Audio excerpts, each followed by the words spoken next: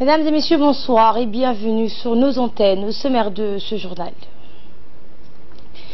Le chef de l'État a reçu aujourd'hui une délégation d'officiels somaliens conduite par le ministre des Affaires étrangères de ce pays.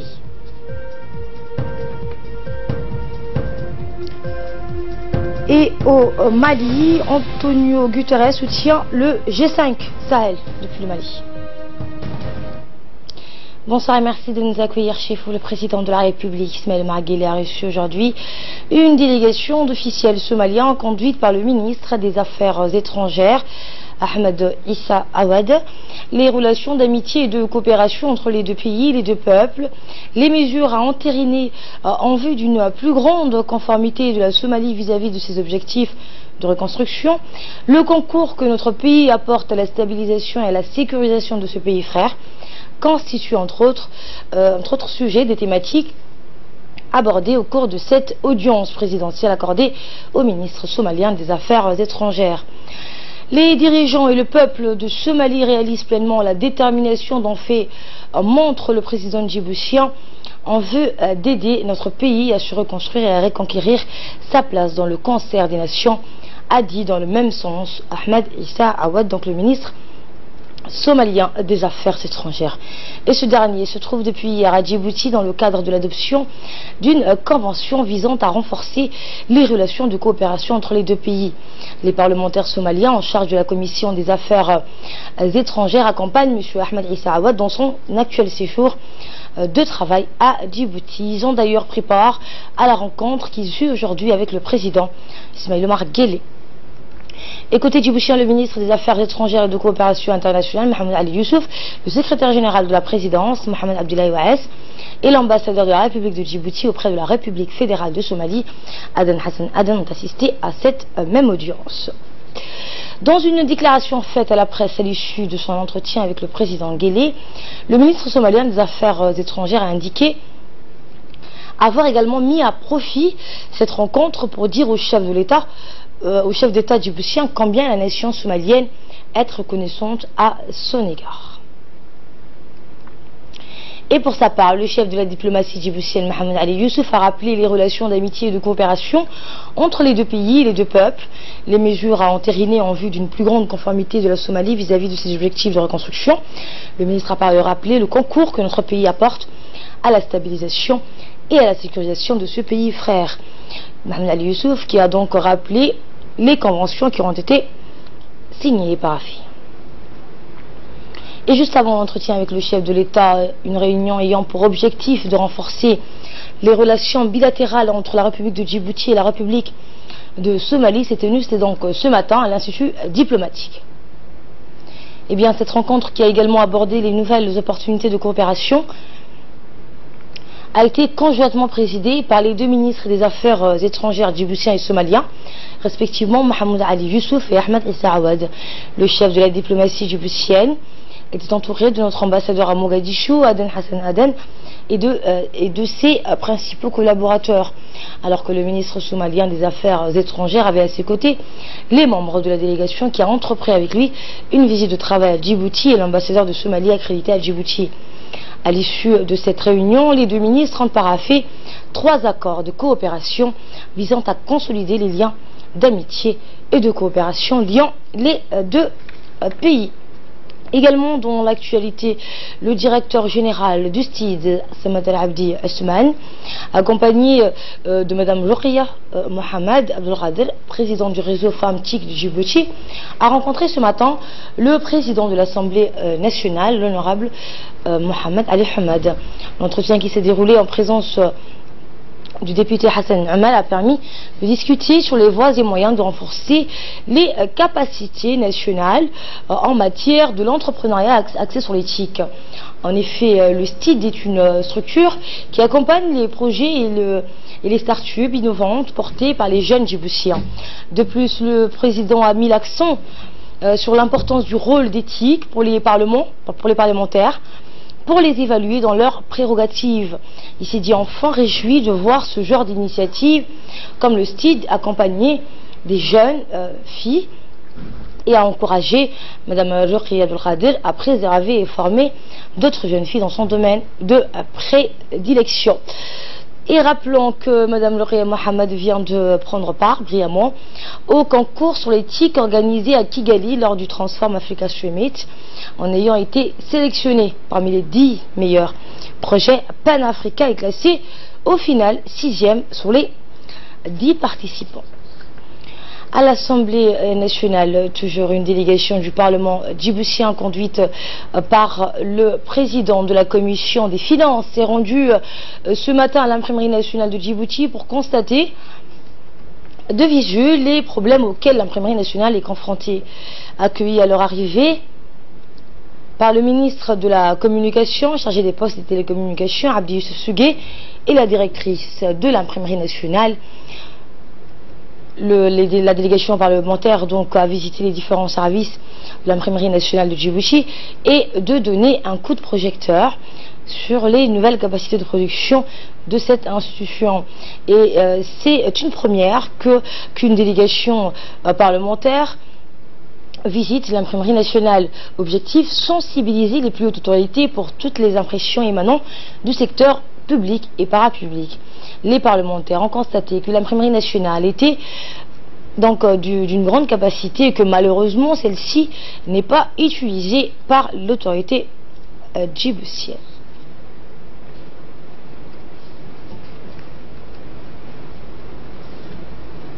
Et à l'ensemble de l'administration pour qu'il puisse réserver, si ce n'est la quasi-totalité des commandes de l'État, au moins une bonne moitié à l'imprimerie nationale, vu le moyen qu'aujourd'hui l'imprimerie nationale possède, le niveau de technologie qu'aujourd'hui l'imprimerie nationale possède, il faut que ce matériel soit rentabilisé.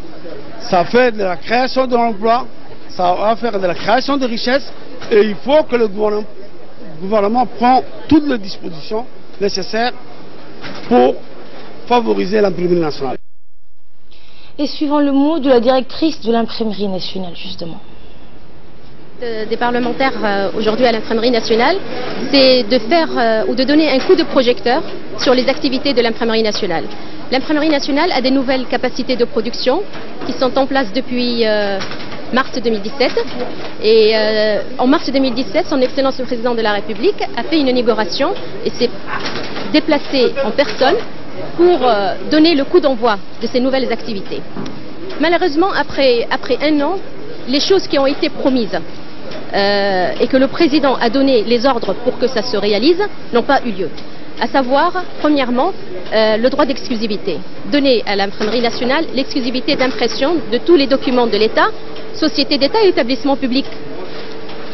Et jusqu'à ce jour, malheureusement, rien n'a été effectué. Je ne comprends pas pourquoi, à ce jour, les choses ne se mettent pas en place. Pourquoi on ne fait pas confiance à l'imprimerie nationale? Le Président a fait confiance à l'imprimerie nationale en donnant la priorité, en investissant, en lui accordant toutes les mesures d'accompagnement. Et c'était un engagement personnel du Président de la République. Et malheureusement, rien n'a été suivi.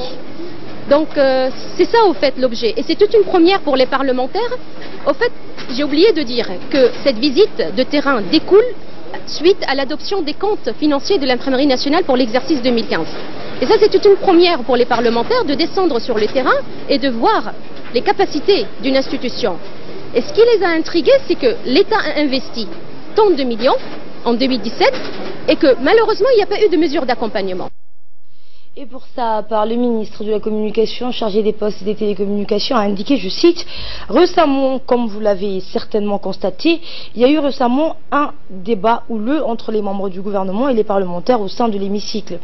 La question donc principale qui s'était alors posée, d'emblée et d'entrée, fait pourquoi l'imprimerie nationale ne fonctionne plus comme avant. Eh bien, les commissions, a-t-il dit, de finances au niveau parlementaire, moi-même ministre de la communication chargé des postes et des communications, ainsi que le conseil d'administration supervisant la base de la dite imprimerie, nous avons décidé de commun accord, vu que le président de la République a investi une somme d'environ 330 millions pour un meilleur fonctionnement de l'imprimerie nationale, avec l'apport de nouvelles machines et matériels ultra modernes, et sachant que l'imprimerie nationale a la capacité d'imprimer des documents sécurisés tels que des chéquiers, permis de conduire, carte grise et bien d'autres produits. Le ministre a poursuivi: il faut souligner qu'en 1 heure, notre imprimerie peut produire un bon nombre de produits et de qualité. Malgré cela, nous avons constaté que certains départements ministériels impriment leurs produits à l'étranger. C'est ainsi que nous avons donc pris l'initiative de montrer de visu yeux à la commission des finances de l'Assemblée les matériels et les machines existants et de haute qualité.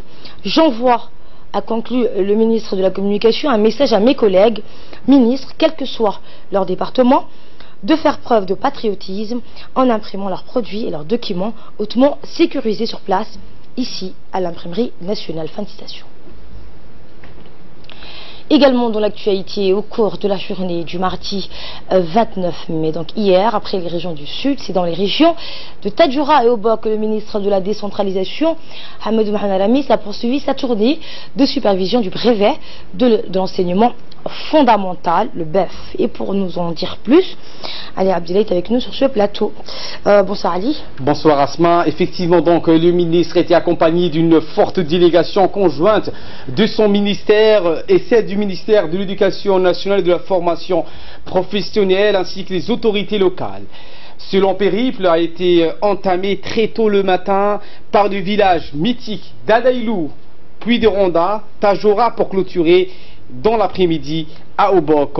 Aussi, c'est avec une grande satisfaction que le ministre et sa suite ont pu apprécier de visu dans les différents centres d'examen la qualité de l'organisation et un taux d'absentéisme quasi nul, aussi bien de la part des enseignants que des candidats qui passent ces examens. Ce sont en effet un total de 400 candidats qui ont pris part au brevet d'études fondamentales dans les 5 centres disséminés à travers la région de Tadjoura, notamment à Tadjoura-Ville. On compte Sagalou, Ronda, Dora, Adaïlou, Daï et quelques 171 candidats pour la région d'Obok. Rappelons que cette année, le BEF a été placé donc sous le signe de la décentralisation des examens. À cet effet, la passation, l'anonymat, la correction, la saisie et la proclamation des résultats vont s'effectuer sur place dans les chefs-lieux de chaque région ainsi que dans la totalité des écoles fondamentales des localités intérieures. Enfin, notons qu'à chaque étape de sa tournée, le ministre de la décentralisation a saisi cette occasion pour se réunir et échanger avec les membres des parents d'élèves et les représentants des autorités locales. À ce titre, a-t-il conclu, donc, il incombait à tout chacun d'œuvrer avec conviction et détermination pour faire triompher cette cause qui est la décentralisation. Asma.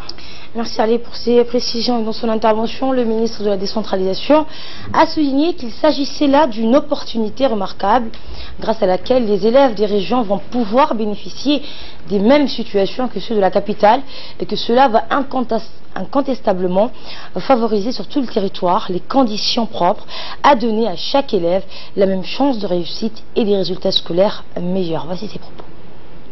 Nous sommes en train de sillonner les régions de l'intérieur en passant par Ali Savier, Dikil, Arta, dans le but de superviser le déroulement de l'examen des brevets d'enseignement fondamental de bref, qui a été totalement déconcentré dans la région de l'intérieur. Ceci vraiment s'inscrit dans le cadre de la politique de la décentralisation initiée par le président de la République. Aujourd'hui, nous sommes dans le village d'Adaïlou, tout comme ceux de Randa, As'ela, Mouloud. Les enfants d'Adaïlou, ils sont en train de passer l'examen chez eux sans se déplacer ailleurs. C'est une initiative noble, encourageante. C'est une volonté que personnellement je voulais accompagner par mon déplacement. C'est le fruit des longs échanges qu'on a effectués progressivement nos 2 départements respectifs. Il y a pas mal d'initiatives qui ont été prises dans ce sens. Par exemple, l'année dernière, le déroulement les corrections, proclamation de l'examen de l'audit a été totalement déconcentrée dans les régions de l'intérieur. La remise des diplômes de baccalauréat a eu lieu aussi dans les 5 régions. Ceci aussi s'inscrit dans cette dynamique. J'aimerais bien remercier chaleureusement le ministre de l'Éducation, M. Moustapha Mohamed Mahmoud, chers amis, chers collègues, qui nous a fait vraiment confiance sur cette étape, qui a vraiment compris renforcer la déconcentration, c'est quelque part, c'est une gage de la politique de sa propre ministère dans la région de l'intérieur. Ceci répond vraiment à la politique du président de la République qui a voulu toujours encourager le rapprochement de l'administré et l'administration. Dans le reste de l'actualité, le secrétaire d'État à la jeunesse et au sport, Hassan Mohamed Kamel, a reçu ce matin l'ambassadeur extraordinaire et plénipotentiaire du Japon à Djibouti, Koji Onetani, en présence de ses proches collaborateurs. Eh bien, cette visite s'inscrit dans le cadre du renforcement des relations d'amitié et de coopération qu'entretiennent la République de Djibouti et le Japon. Elle a été l'occasion pour les deux parties de discuter en général des voies et moyens de développer la relation existante entre les deux pays et en particulier d'un projet de la participation des jeunes djiboutiens au Festival de la jeunesse à Minamisoma au Japon, qui s'inscrit dans le cadre d'un échange culturel et de jeunesse entre les deux populations. De prime abord, l'ambassadeur a remercié le secrétaire d'État pour l'accueil qui lui a été réservé et a fait état de la bonne coopération qui existe entre les deux pays. Eh bien, le ministre donc a souligner que son pays a une volonté d'investir dans la jeunesse et cela dans tous les domaines. Par ailleurs, il est porteur d'un don d'équipement de judo octroyé par le gouvernement de son pays en faveur de la Fédération djiboutienne de judo. Et le secrétaire d'État, quant à lui, après avoir remercié l'ambassadeur pour sa visite, a exprimé son souci de canaliser l'énergie débordante de la jeunesse afin de les écarter des fléaux que sont le CAD et autres produits illicites. Pour ce faire, en tant que premier responsable de la jeunesse, il se devait, a-t-il dit, de trouver des moyens pour les occuper. Dans le reste de l'actualité, n'a-t-il dit de lancement des travaux de la formulation de la deuxième stratégie nationale de développement de la statistique s'est ouvert ce matin au Palais du Peuple. Cet atelier a été organisé par la direction de la statistique et des études démographiques, le DIZED, et présidé par le commissaire au plan chargé de la statistique, M. Amara Ali Sirid. Plusieurs responsables des établissements publics et parapublics en préparent à cet atelier dans le directeur de la DIZED, Idriss Ali Sultan. Cette stratégie nationale de développement de la statistique vise à rendre l'outil statistique national capable de répondre durablement aux besoins de suivi et d'évaluation des politiques publiques et d'une façon générale à satisfaire les besoins des utilisateurs en mettant à leur disposition des statistiques de qualité diffusées dans les délais et conformes aux normes internationales. Elle vise ainsi à renforcer les ressources humaines pour pallier l'insuffisance du nombre de statisticiens qualifiés et offrir des conditions de travail et des plans de carrière attractifs et améliorer la qualité de la production statistique nationale. Le commissaire au plan chargé de la statistique, M. Amara Ali Sirid, a dans son intervention indiqué que la disponibilité des informations statistiques constitue une priorité nationale qui doit être portée par une stratégie nationale de développement de la statistique. On l'écoute. Il vient d'évoquer une coïncidence des calendriers. Vous avez certainement déjà remarqué que la mobilisation que nous sommes en train de faire pour doter notre pays d'un système statistique performant est en phase avec les réunions de consultation de haut niveau entreprises depuis avril 2018 par le président de la République, son Excellence Ismaël Omar Guelleh, avec les cadres de différentes administrations, car les chiffres, les données statistiques sont au cœur des débats menés lors de ces consultations. J'ai établi ce parallèle pour vous dire, si besoin en était encore, que les questions relatives à la production et à la disponibilité des informations statistiques constituent une priorité nationale qui doit être portée par une stratégie nationale pour le développement de la statistique dont la mise en œuvre ne devrait souffrir d'aucune contrainte. Mesdames et messieurs, honorables invités, nous avons appelé pour débattre ensemble de la problématique de la redynamisation du système statistique national, car la SNDS, encore appelée schéma directeur de la statistique sous d'autres cieux ne sera pas élaboré pour la seule DZ. Elle doit être réalisée par et pour l'ensemble des acteurs du système statistique national, c'est-à-dire tous les producteurs, utilisateurs des statistiques officielles, les chercheurs et les formateurs. Ce processus de redynamisation qui vise une transformation en profondeur a été déjà amorcé à travers une première stratégie nationale de développement qui est arrivée à son terme en 2015. Un rapport d'évaluation avait relevé dans ses conclusions que la mise en œuvre de cette première stratégie n'avait été que partielle avec moins de 50% de réalisation des activités planifiées. Ces constats nous invitent, mesdames et messieurs, à poursuivre non seulement l'indispensable processus de développement de notre appareil statistique, mais aussi et surtout à redoubler d'efforts dans un mouvement d'ensemble synchronisé et dynamique pour la formulation et la mise en œuvre de la nouvelle stratégie quinquennale pour la période 2018-2022. En nouvelle nationale, toujours une réunion s'est tenue aujourd'hui à l'hôtel Kepensky Palace sur le projet d'art. A été présent à cette réunion le directeur général de la société Djibouti Télécom, Mohamed Assouibou, et aussi les représentants de la société en charge du projet câble sous-marin Djibouti-Mombasa. Les aspects techniques du projet étaient à l'ordre du jour. Les discussions ont porté sur l'aspect technique avec des échanges et en partenariat donc avec les partenaires pour sécuriser les câbles jusqu'à Mombasa, donc au Kenya. Écoutez le directeur général de Djibouti Télécom qui s'est exprimé sur les contenus de la réunion avec les partenaires dans lesquels les questions techniques ont été traitées. La réunion d'aujourd'hui qui va durer 2 jours est consacrée au projet DAIR.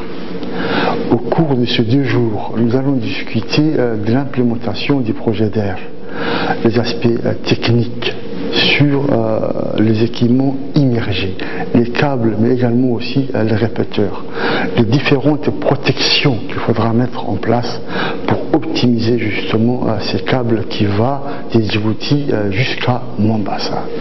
Donc c'est une réunion purement technique et technologique. Nous allons également au cours de ces 2 jours donc, analyser ensemble avec les fournisseurs et les consultants les différents permis justement pour la pose des câbles dans les eaux territoriaux qui seront utilisés pour la pose du câble sous-marin.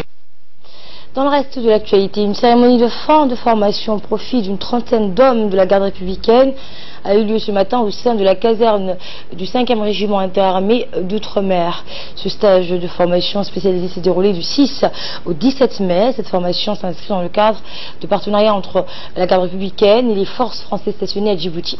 Ce stage de 2 semaines a comporté une première d'instruction au sol au fin du 5e régiment interarmé d'Outre-mer et sur la base aérienne 188.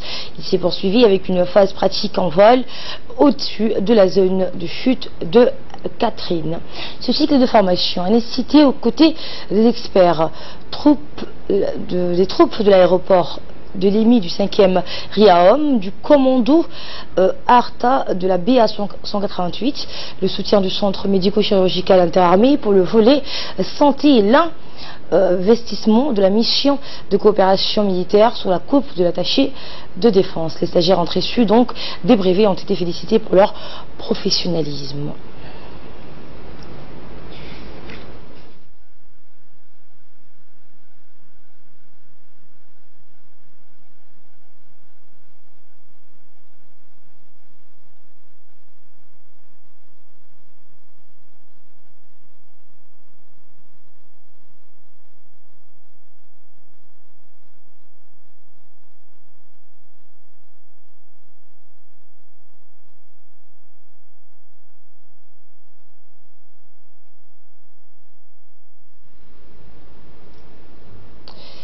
Cette formation s'est déroulée dans le cadre du partenariat entre les éléments du 5e RIAOM et les forces de la garde républicaine. Le colonel commandant du 5e RIAOM a félicité et a rappelé donc la nécessité des troupes du 5e de son département. Il a félicité tous les stagiaires qui ont fait preuve de discipline militaire et a souhaité capitaliser cette formation pour devenir des troupes d'élite. On écoute. Les forces françaises stationnées à Djibouti, nous sommes réunis aujourd'hui pour procéder à la remise de brevets parachutistes à 27 stagiaires de la garde républicaine. Ce stage de formation spécialisée s'est déroulé du 6 au 17 mai. Après les tests sévères d'aptitude physique et sportive et un entraînement poussé qui ont demandé à chacun un engagement total, il s'est poursuivi avec une phase pratique en vol au-dessus de la zone de saut de Catherine. Ce cycle de formation a nécessité, aux côtés des experts des troupes aéroportées de l'EMIA, du 5e RIOM, du commando Arta et de la BA 188, le soutien du centre médico-chirurgical interarmé pour le volet santé et l'investissement de la mission de coopération militaire sous la coupe de l'attaché de défense. Le parachutisme est une discipline militaire particulièrement exigeante. Elle demande de la part de chacun une bonne santé physique et morale, une discipline absolue et une rigueur sans faille. L'ensemble des instructeurs a souligné votre motivation et votre dynamisme. À titre individuel, c'est donc un défi que vous avez choisi d'affronter volontairement. Vous avez su gérer avec une belle maîtrise ce stress inévitable que l'on ressent dès lors que l'on embarque à bord d'un avion, tout en sachant qu'il faudra, rapidement après, franchir la portière et se lancer dans le vide. Mais sauter n'est pas une fin en soi. Et au-delà de l'épreuve personnelle, il y a un enjeu militaire et opérationnel. Car le saut est avant tout un moyen, un mode d'action. C'est pourquoi je vous souhaite de poursuivre votre formation afin que vous deveniez ces troupes d'élite sur lesquelles les chefs sauront compter pour mener les actions décisives dont votre pays aura besoin. Voici maintenant le moment tant attendu de remise des brevets que vous pourrez désormais porter fièrement. Au nom du général commandant les forces françaises stationnées à Djibouti et de tous les cadres ici présents, je vous adresse mes plus vives félicitations. Et pour sa part, le commandant de la garde républicaine, le colonel Mohamed Jama, a félicité l'ensemble des stagiaires de la garde républicaine, en particulier le sous-lieutenant Salah Daoud, pour l'obtention des certificats du parachutisme. Clôturons la formation qui s'est déroulée du 6 au 17 mai 2018 et la remise des certificats de formation sur la manipulation de précision qui a eu lieu du 28 février au 6 mars 2018. La formation parachutiste qui s'est achevée a pris 2 semaines comprenant une première phase d'entraînement au sol nécessaire pour la mise en conditions physiques et une deuxième phase pour la réalisation des 6 sauts exigés pour l'obtention du brevet parachutiste. Les stagiaires de la garde républicaine, la qualité d'un force spéciale, c'est au bout d'un long processus de formation et entraînement qui exige en plus l'aptitude militaire ordinaire, certains autres valeurs intrinsèques, indispensables, qui sont les conditions exceptionnelles. D'autres formations vous attendent. Il s'agit, entre autres, de la lutte antiterrorisme que vous entamez à la fin de ce mois de béni de Ramadan au camp Al-Ouna, mais aussi la protection des hautes personnalités et l'intervention rapide et des techniques d'intervention opérationnelle rapprochées. L'ensemble de ces formations permettront de mieux intégrer la situation de cette unité aux critères d'exigence et de qualité élevés. Je tiens à féliciter le sous-lieutenant Salah Daoud pour l'obtention de certificats sur la manipulation des armes de précision. Cette action de coopération initiée par le lieutenant-colonel Prazer auprès de la compagnie d'infanterie de 5e BOM a permis d'anticiper le rebord de la formation d'adaptation, instruction, expert tireur d'élite, longue distance qui devrait avoir lieu dans les écoles militaires Dragonian.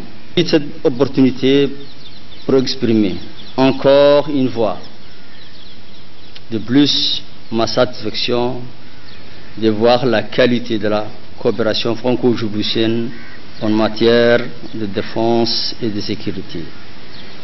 Tout en adressant mes vifs remerciements au commandement des FDJ pour son soutien qui a permis de mener à bien cette formation, ainsi que l'ensemble des instructeurs TAB pour la qualité de l'enseignement dispensé durant ces 2 semaines pour la réussite de ce partenariat. Vive l'amitié franco-djiboutienne. Merci de votre attention. Action sociale, cette fois, dit-il, dans le cadre des programmes et des activités de bienfaisance menées durant le mois béni du Ramadan, les établissements Abou Ahmad poursuivent la distribution d'aide alimentaire et financière aux ménages vivant dans les zones rurales. En effet, le propriétaire de l'établissement, Abdulrahman Ahmed Taha, s'est rendu ce matin dans la localité de Mouloud afin de distribuer une quantité importante de produits alimentaires de base à plus de 560 familles. La cérémonie de distribution s'est déroulée en présence notamment du préfet de la région, Mohamed Cheikhou Hassan, et du sous-préfet de Mouloud. Les familles bénéficiaires ont reçu des sacs de sucre et de farine, des haricots, des pâtes et des dattes, ainsi que des vêtements pour femmes et d'une aide financière pour acheter des vêtements pour la Eid al-Fitr. Il convient de rappeler que l'établissement Abou Ahmad a distribué la semaine dernière une aide similaire aux populations des 2 localités Ahmad Jaga et de Guédoraouini dans la région d'Arta. Le préfet de la région de Dikil et son adjoint de Mouloud ont exprimé leur sincère remerciement à M. Abdulrahman Ahmed Taha. Et de son côté, M. Abdulrahman Ahmed Taha a exprimé ses remerciements et sa gratitude aux autorités locales pour l'accueil chaleureux, en soulignant que cette initiative s'inscrit dans les directives du président de la République, Ismaël Omar Guelleh, pour aider les groupes vulnérables de la société. Il a affirmé dans une interview accordée à nos équipes sur place que ce geste humanitaire est l'incarnation des valeurs de solidarité que prône notre religion. À Obok, cette fois dans le cadre du projet de renforcement des moyens de subsistance et de réduction de la vulnérabilité des communautés pastorales de Kol Angar et d'Asbio, une mission de supervision composée de 2 délégués de la Banque islamique de développement s'est rendue en visite de terrain à Kol Angar afin d'évaluer l'état d'avancement de ce projet. Et bien, dans la journée d'hier, la délégation s'est entretenue avec le préfet et le président du conseil régional de Obok sur le déroulement du projet. La délégation était donc accompagnée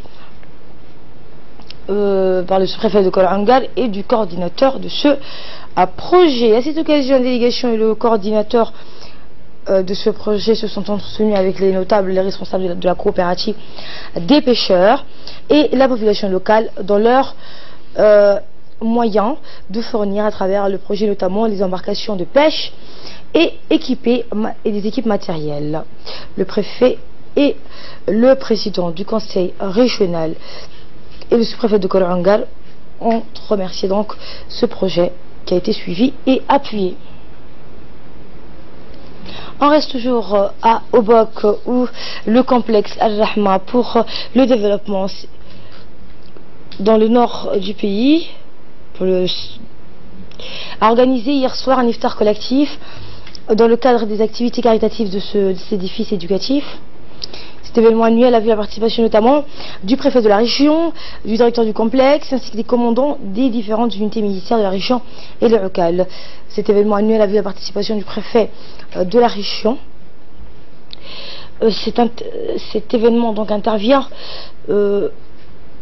et entre dans le cadre des efforts des responsables du complexe qui visent à renforcer les liens des relations avec les différentes composantes de la société. Et de là, nous passons à ce qui domine l'actualité hors de nos frontières et nous commençons avec le Nations Unies, donc Antonio Guterres, soutient le G5 du Sahel depuis le Mali. Ahmed. Bien sûr, Asma, bonsoir et bonsoir à tous. Le secrétaire général donc, des Nations Unies à Bamako est à Bamako donc, pour célébrer la journée des casques bleus. Il s'est entretenu notamment avec les autorités sur les élections à venir ainsi que sur la sécurisation du centre du pays. La visite d'Antonio Guterres au Mali, Asma, donc, a pour maître mot la solidarité de l'ONU avec le pays en proie au terrorisme et à l'extrémisme religieux, mais aussi et surtout avec les casques bleus et de la MINUSMA qui constitue depuis 4 ans la mission onusienne la plus meurtrière au monde. Rappelons que rien qu'en 2017, 21 soldats de la paix et 7 civils de la mission ont trouvé la mort au Mali. La visite donc au Mali du secrétaire général doit durer 48 heures. Il doit se rendre à Tombouctou, au nord et à Mopti, dans le centre du pays, en solidarité avec les musulmans du monde. Antonio Guterres a fait savoir il y a quelques heures via son compte Twitter qu'il se joindrait donc aux Maliens qui jeûnaient. Et santé à présent, s'agissant de l'épidémie Ebola en République démocratique du Congo, on a constaté des guérisons grâce à la vaccination. Et oui, le virus Ebola n'est plus une fatalité, Asma. En République démocratique du Congo, des patients en témoignent non seulement soulagement et vaccinés à temps grâce à l'intervention rapide de l'Organisation mondiale de la santé. Ils sont aujourd'hui guéris, ils ont échappé aux hémorragies foudroyantes causées par le virus. Mais l'épidémie qui s'est déclarée début mai n'est toujours pas maîtrisée. Et plus de 400 personnes ont été vaccinées jusqu'à présent.